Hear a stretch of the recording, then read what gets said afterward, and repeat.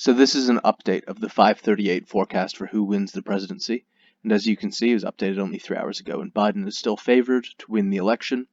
Here are a series of Trump victories, which would ensure a victory for Trump, versus a series of Biden victories, which shows states that if they all voted for Biden, would ensure a victory for the Democrat cause. They have some latest news. I'm just going to quickly read through it, and then we can get through to some charts. We've moved past Labor Day into the home stretch for the 2020 election cycle. Joe Biden still leads in the national polls by about 7 to 8 percentage points, and state polls show a relatively stable race, with most, excluding those in Florida, containing good news for Biden. However, don't count President Trump out yet. He still has a roughly 1 in 4 chance of pulling off an upset. And then it's got this neat little graph here. Biden is favored to win the election. They simulated 40,000 times to see who wins most often, and they gave you a sample of 100 outcomes below to give you a good idea of the range of scenarios that their model thinks is possible. Trump wins in 25 of 100 of these, and Biden wins, therefore, for the Democrats in 75 out of 100 of these. The neatest thing about this graph is that they show you the actual sort of model output of various victories for Biden as well as various victories for Trump. And what you really want to pay attention to is not sort of extreme victories for Biden, where he sweeps the board equally, or extreme victories for Trump, where he sweeps the board. But the much more likely scenario, which is closer to about 270 for either of them, I would say, and it's just my guess here, is this is going to be a close election. Biden's favored. And so it's going to be these guys who are really sort of good approximators of the kinds of ways in which either the Republicans would win or the Democrats would win. So, for example, here, if Biden takes basically the northeast coast, as well as the entire west coast, and the Rust Belt, which he's favored to win if you look at the polls, then the Democrats win the election, in this case with 278 electoral college votes to Trump's 260. Equally, here's the Trump victory, which differs slightly from the prior Biden victory. I believe that's New York State that has changed, but it's a little bit too small to see. Here it's Maine that's changed, as well as Arizona. And but you can see that this would be an example of a Trump victory versus a Biden victory. Over here you can see some other examples of Trump victories. Trump victories basically look like Trump taking the entire center of the United States, as well as a little bit of the Northeast, Florida, that kind of a thing. And Biden victories look very classically Democratic, them taking both the coasts, both the West Coast and the East Coast, as well as the old Rust Belts, which used to belong to the Democrats up until the 2016 election. But as those Rust Belt states sort of in the center of the map for the Democrats go, you see sort of Trump victories taking hold. So the battleground here appears to be Florida and the Rust Belt states. That's really what's up for grabs in this election. They then have a series of simulations, and they show that Trump can get up to about 396 electoral college votes in the extreme ends of the simulations, against Biden getting over 500, it appears, electoral college votes in the simulations. I think that goes all the way to 538, maybe, in one of their simulations. So Biden's in a stronger position generally, but Trump still has a series of victories over here, as well as a series of losses over here. Biden has much more victories over here and much fewer losses over here. And as this infographic says, more bars to the right of the 270 line, which is this black line here, means more simulations where that candidate wins. Some of the bars represent really weird outcomes, but you never know. This is a really great graph that I love. It's called the winding path to victory, and states that are forecasted to vote for one candidate by a big margin are at the ends of the path. So here would be a heavily Republican-leaning state, and here would be a heavily Democrat-leaning state, and in the center it's sort of the toss-ups. And while tighter races are in the middle, bigger segments mean more electoral college votes. Trace the path from either end to see which state could put one candidate over the top. So as you can see, for those of you who've been following these poll races, Biden is in the stronger position. There's the 270 electoral college vote lines, and according to the poll data, which is what they're using to build these models, Biden is going to take Pennsylvania 51.9% to Trump's 47.4%. Biden is going to take Arizona 51.1% to Trump's 47.6%. Biden is going to take Nebraska's 2nd District 50.5% to Trump's 48.1%. Biden is going to take Florida 50.6% to Trump's 48.6%. And Biden is going to take North Carolina 50% to Trump's 49.3% of the forecasted vote share. So if you're a Biden supporter, it's looking good. If you're a Trump supporter, you can still probably make out a victory for Trump. North Carolina, Trump's only 0.7% away from Biden. So if Trump were to gain 0.7% more of the forecasted vote share, then Trump would win North Carolina. And 0.7%, is a pretty small number of people. Florida, Trump won in 2016, and in the poll data now, Biden is up sort of 1.4 plus. It's about 2% higher than Trump. But I believe in the 2016 election, Hillary was actually favored to win as well. So Florida is a very tough state for Democrats, and the Latino vote in Florida is the only place where the polls are moving against Biden. The Latinos are more in favor of Trump now than they were of Trump in 2016. And so it's the Latinos, remember, who won Florida for Trump in 2016. So they're even more in favor now than 2016. So you could make the case, if you're a Trump supporter, that Florida will go your way. North Carolina is so close that if Trump does a couple rallies there or does something to drum up support, he can tip it over. Nebraska's 2nd District, well, Nebraska's 3rd District is Trump's strongest district in this whole map, as you can see. So the neighboring 2nd District isn't necessarily, like a strong blue state, like DC with Biden at 90.7% and Trump at 5.8%.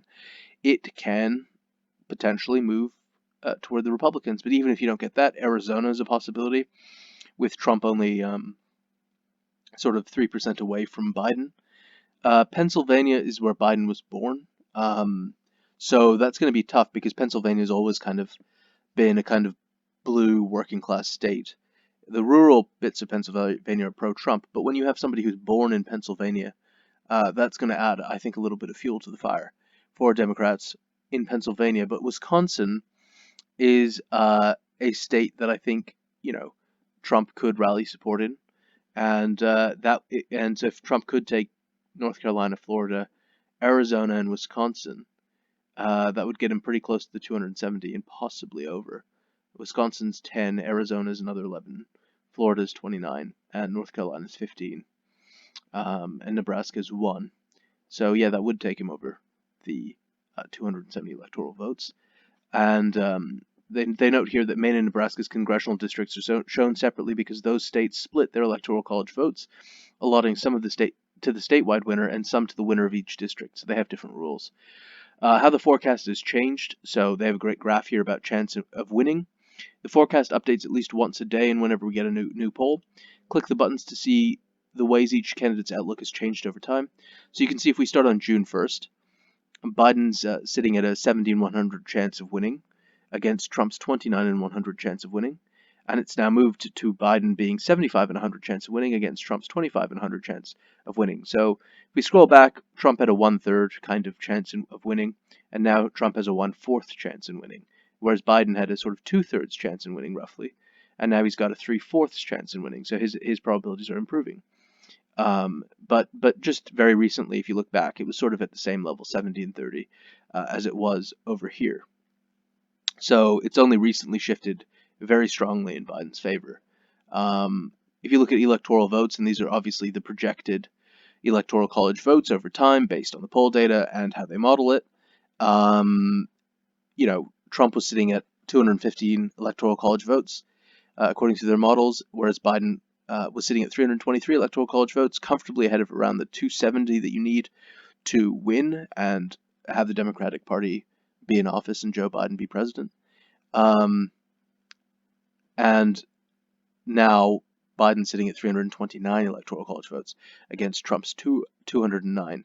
So Trump is gradually drifting to fewer electoral college votes, and Biden is strengthening his position. And popular vote shows the same story. if we go back to June 1st, Biden was sitting at around 52.5% of the popular vote projected, according to the models and the polls, against Trump's 46.2%. And now Trump's drifted down to 46%, and Biden's drifted up to 52.7% of the popular vote. And of course, 80% of the outcomes fall within this blue range here, and 80% of the outcomes fall within this red range here, so that you can see that this purple, where they overlap, there to there, to there, this area here shows potential where Trump wins the popular vote, and Biden loses the popular vote. There is that potential projected in the sort of far ends of their model. So I would say the tail 10 or 20% of their model shows that Trump could win the popular vote, but obviously a lot of things would have to go Trump's way for that to happen. So, and then they've got this final very interesting card over here, which says weird and not so weird possibilities, the chances that these situations will crop up. So just to give you a sense of what's going on here, Trump winning the popular vote, there's a 14 in 100 chance that that actually happens. And regardless of whether he wins the Electoral College, Biden winning the popular vote, regardless of whether he wins the Electoral College, is an 86 in 100 chance. So he's tipped to win the popular vote.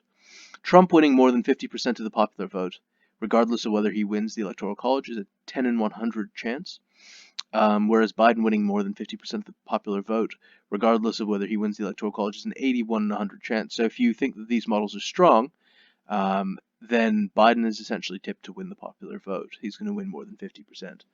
Trump winning in a landslide, defined as winning the popular vote by a double-digit margin, is less than a 1 in 100 chance. So these models do not show the possibility, basically, except in extreme scenarios, where extreme events have happened and everything's in line for Trump, of Trump even being able to win in the landslide. It's not possible, according to this 538 model. And this is probably the best model that you can find. It certainly was very accurate in the previous election, though I think it lent more Democrat than actually happened. But Biden winning in a landslide, defined as winning the popular vote by a double-digit margin, is 31 in 100 chance. So there is actually a 1/3 chance that Biden could win this election in a landslide, according to the polls and how they modeled them out. Trump winning the popular vote but losing the Electoral College, less than 1 in 100, and that's because he's not tipped to win the popular vote.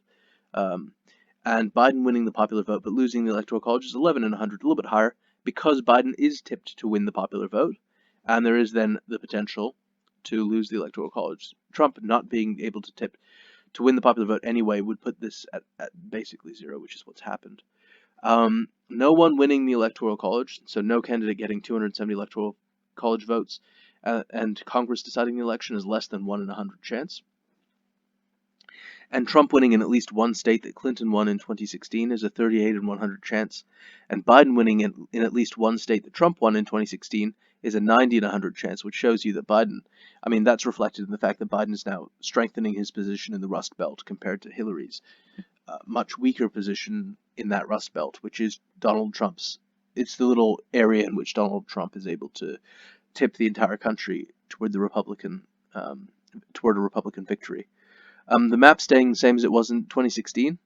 Each candidate winning exactly the same states as the party won in 2016, less than 1 in 100 chance. That shows that the country is changing. It's just not where it was in 2016. And the election hinging on a recount, candidates are within half a percentage point or more indecisive states, a 5 in 100 chance.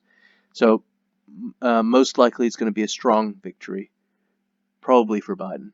And the idea that it's going to be very, very, very, very, very close is probably less likely.